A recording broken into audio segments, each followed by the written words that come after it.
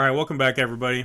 We're doing a little experiment today. I am going to try to record the audio for this on a XLR condenser microphone that's hooked up directly to my computer, and so hopefully it'll sound better than the garbage onboard audio on my actual camera. But we got a little something special today. Nothing too crazy for the likes of a lot of the more high roller whale buyer collectors out there. But just something nice because I love retro cards and I love buying people's old collections off of them.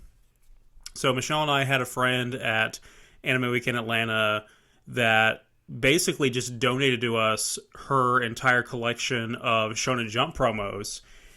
And these had just been collecting dust because she was a Shonen Jump subscriber but was not really a Yu-Gi-Oh fan, and just gave these to us. And so a lot of these are older cards that do have some collector's value, and we're going to be just kind of taking a look at these today and taking a look at the value. I've already put these into the collector's app, which is something I definitely recommend for those of you that don't already have it. It's a really useful tool for keeping track of your collection. So, first card here, of course, is Green Baboon, Defender of the Forest. You guys may remember this card from the Dark Legends set, or maybe even like one of the retro packs he's in. I believe he is from the Yu-Gi-Oh! R manga, along with the Yellow Baboon, which wasn't localized until I think the Duelist Genesis. But yeah, great condition, perfect specimen of this card, definitely near mint condition. Goes for around $4 or $5, so I'm definitely happy to have that. I think I traded off my Dark Legends version of this that I had, so to have the original Shonen Jump version is pretty nice. This card was in a couple of niche decks back in the day, but I don't know off the top of my head which vintage formats it is legal to play in. Dread Scythe Harvester. This is another card that I know I traded off. I think this was in a special edition for another booster set, like a late GX era one, like maybe Strike of Neos or something like that. But of course, the Shonen Jump version is a little bit more valuable. It's in perfect condition as well, definitely near mint. And this one goes for about $8 or $9 in this good condition. So definitely happy to have that. I am almost certain that this is a card that Jesse uses in the GX manga, because he has a weird insect deck in that manga and does not have the Crystal Beasts, which is interesting. So I know I traded off my old copy of this that I had, so I'm definitely glad to have it in the collection again. These cards were definitely really becoming very sought after. This is Unity.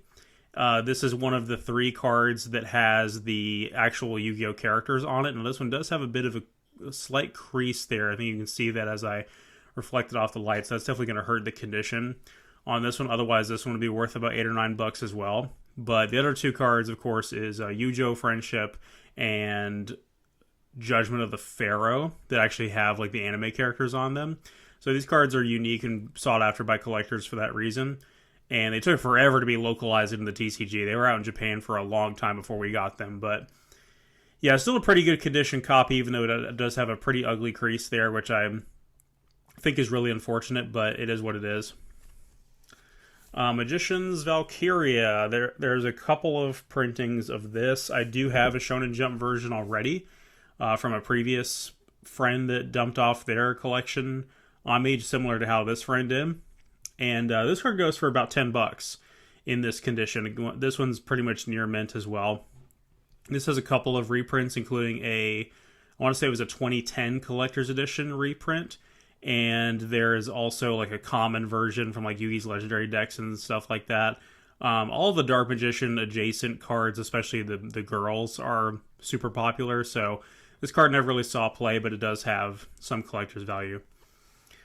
Speaking of which, Toon Dark Magician Girl. I think this is the first printing of this, so it's the one with the effect text that doesn't make any sense and has the most ridiculously long effect text ever. Definitely near mint condition as well. It's got like a very, very slight dent in the surface right here where my finger is, but other than that, it is in pretty great condition. Let me double check how much this one goes for. This one, once again, has had several reprints. We're looking at about $11 for her as well on the collector's app, which is pretty nice. Definitely happy to have this one. Like I said, all the Dark Magician Girls and 2 Dark Magician Girls have a lot of collector's value in the secondary market, which is pretty cool. Victory Dragon, the only replica match winner to be at any point in printed legally in the TCG to where it doesn't say cannot be used in a duel.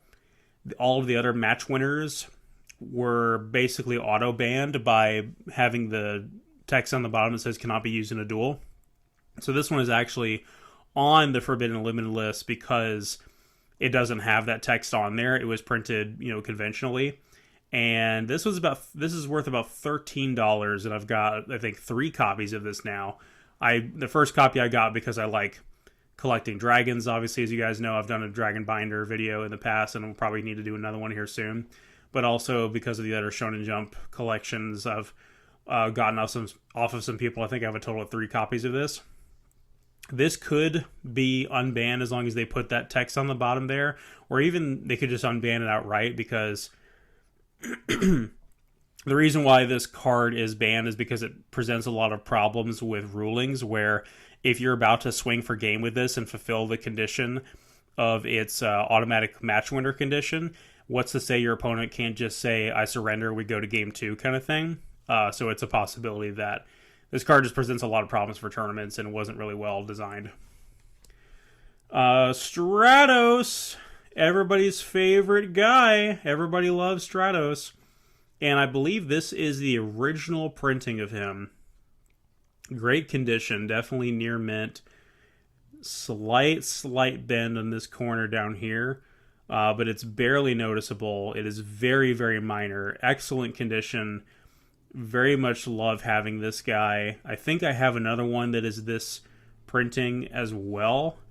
And of course, he had several other reprints. There was also another Shonen Jump printing of this guy. This is Jump EN 012, and I think Jump 08 is also a Stratos and is more valuable than this one. But this one still goes for about $12 a copy, which is pretty nice. So I definitely appreciate having that. And even though he's been reprinted to death, this original printing will always be, sought after by collectors. Speaking of which, Elemental Hero the Ocean. This one, unfortunately, is not in good enough condition for me to put in the Collector's app. So the Collector's app only has prices for near mint. You can't specify in the Collector's app that it is light play, mod play, heavy play, damaged, etc. And this severe bend up here in the corner is probably bad enough to consider this either mod play or heavy play. Like, this is a pretty significant bend up here, unfortunately. The rest of the surface of the card is great, but that is just such an egregious bend up there. I would probably consider that mod play or heavy play, but Ocean's a pretty cool dude. I just didn't look up the value on him because he's not going in the Collector's app, unfortunately. He's just going in my GX binder like the other copies of him that I have. This one I'm really excited about. So Exchange of the Spirit. I never owned a copy of this back in the day. This is a card that was infamously emergency banned when it came out because it had the potential to be so powerful. They did an emergency ban list to retroactively ban this card when it came out in the TCG, and then it got an errata, and it's worse. But this original printing is worth about $17. So, and it is clean. It is pristine. It's in pretty much perfect condition. So I'm very grateful to have a copy of that. I never had one of these back in the day. So that is super, super cool. Oh man, Blue Eyes Ultimate Dragon. Unfortunately, guys, this one, like I said, as just like Ocean, is probably even worst case scenario than that. This is definitely mod play or heavy play. This has got some pretty severe bends and creases in the surface, and that's just not good. Not good at all. So unfortunately, he's not going in the collection binder either, although I'm pretty sure I do have some other secret rare Blue Eyes Ultimates. This was the first printing of Blue Eyes Ultimate, and they also did the ultra rare one, and then they released the Five Gods Dragon in that dinosaur structure deck thing around the same time. So they finally got these cards in from Japan, whereas this card released in 2000 in Japan, and we didn't get it in the US until like 2005, 2006. Actually, it was like 2006 by the time we finally got this card in English. There's several other printings, several other printings of Blue Eyes Ultimate, including Gold Series, Legendary Collection Kaiba, Duelist Pack Kaiba, so many different ones. But this is the original in the TCG, and the Secret Rare one is the more valuable compared to the Ultra Rare. But this is this particular copy is just not in good enough shape, and I'm pretty sure I have another one in the Dragon Binder somewhere. Ancient Lamp, the best card in Sacred Cards for the Game Boy Advance, if you're not familiar. If you guys haven't played that game and you're planning on playing it, absolutely craft this card, because it literally just spawns a Lajin out of nowhere. You don't even have to own the Lajin. It's almost like it creates a Lajin token in a way, but from a game mechanic standpoint, it just creates a copy of the card, even though in game terms that would be like making a token, but it's so much better in Sacred Cards than it is here in the TCG. And this is, of course, the original printing of it for TCG, and it is, once again, heavy play. It's got a pretty bad crease through it. Really bad up here as well. You can kind of see that drastic fold. Super unfortunate, but like I said, I'm pretty sure I have another ultra rare copy of this, and I think this was printed as a common or a rare in Duelist Pack Kaiba. So it is what it is. Vandalgion, the Dark Dragon Lord. This is the ultra rare. There is a secret rare version of this that was a promo pack-in with the Yu-Gi-Oh! R manga. That version is significantly more valuable than this one. This one's only worth about $2. And there was also a version, I think, either in Retro Pack or Dark Legends. Those sets kind of run together for me. That is worth like an absurd amount of money. But this one, seems like everybody has this card. Never saw any play. It's worth about $2. I'll gladly take it, though. It's a cool dragon to have as part of the collection. And then the final card, Cyber Dinosaur.